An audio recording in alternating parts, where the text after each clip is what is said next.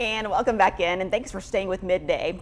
Right now, the Birmingham Museum of Art is shining a light on the power of Southern Asian silver. Joining me right now with the details on the newly opened exhibition is the curator and director, Catherine Ann Paul. She's over here. And we're also joined by a professional sari draper, Diana Rawlings. She's over here. Thank both of you for being here with us today. So we're going to kind of have some show and tell while we talk about this exhibition. This is going to be fun, everybody. So we know that this exhibition has more than 150 suites of silver. So talk to me about what we can expect to see in this actual exhibition. Absolutely. Well, you'll see coffee pots, teapots, pepper pots, sugar pots, beer ales, beer mugs, and a lot of it is reclaiming the story of Southern Asian food culture as well as silver, and really the silver as a marketing agent for selling things that we eat all the time: ketchup, mustard, sugar, relish, salt, pepper, tea, coffee, milk, all these things. So this is really fascinating. So there's really a huge significance in just the overall culture of silver. Absolutely. Silver in this period was making global strides. And one of the reasons why we're doing this gorgeous sari draping with Diana is that there's also saris featured in the exhibition because silver jewelry is still absolutely part of the exhibition. So we have anklets and bracelets and cuffs and belts accenting beautiful saris, and the saris also had silver threads in them. And we have silver sequined wall hangings as part of the exhibition as well. Yeah, okay, well, yeah, we're talking about the sari now as she's walking around me trying to help me fit this on. This has actually been something I've always wanted to do because they're so beautiful when you see them. So tell us a little bit about kind of the role that the sari would play in ceremonies, and where would you kind of see this kind of silver that you're talking about? Absolutely. Well, you see silver at weddings, you see silver at engagement ceremonies, you see silver as part of homecoming ceremonies. You keep silver in particular parts of your home to keep wealth within the house.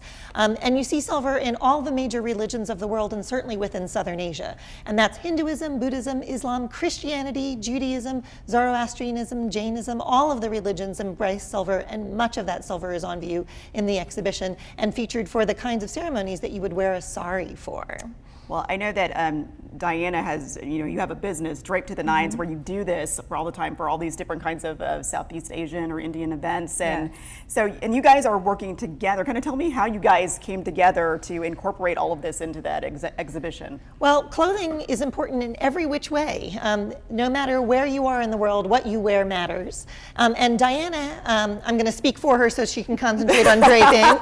And I'm privileged to work with her. Diana trained in Mumbai, formerly known as Bombay, with an incredible professional draper.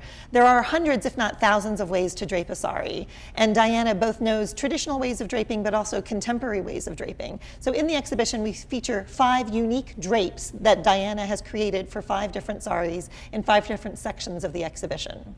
Now, is this an interactive exhibition? Can people ask questions, or is there like a guidebook or something when you're going through? Absolutely, I love that question. There's interactive sections where we ask people prompts, and there's a game section where we ask people to spill the tea and talk to each other and share stories.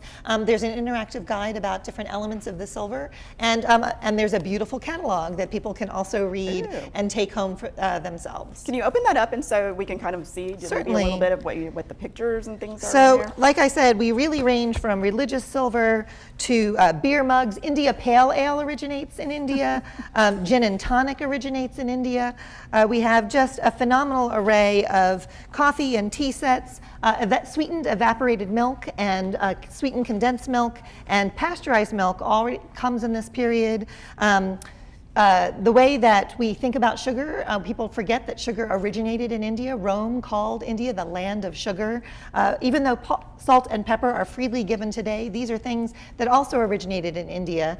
So the silver really promotes everything. It's like your Starbucks swag. So you get a particular brand that you want, and it's promoted through silver. But Darjeeling tea, Assam tea, and Ceylon tea, all from India.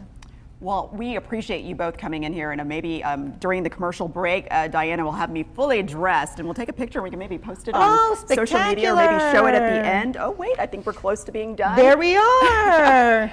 So once again, thank you both for being here today. And you at home, you can view silver and ceremony from Southern Asia right now through November 30th.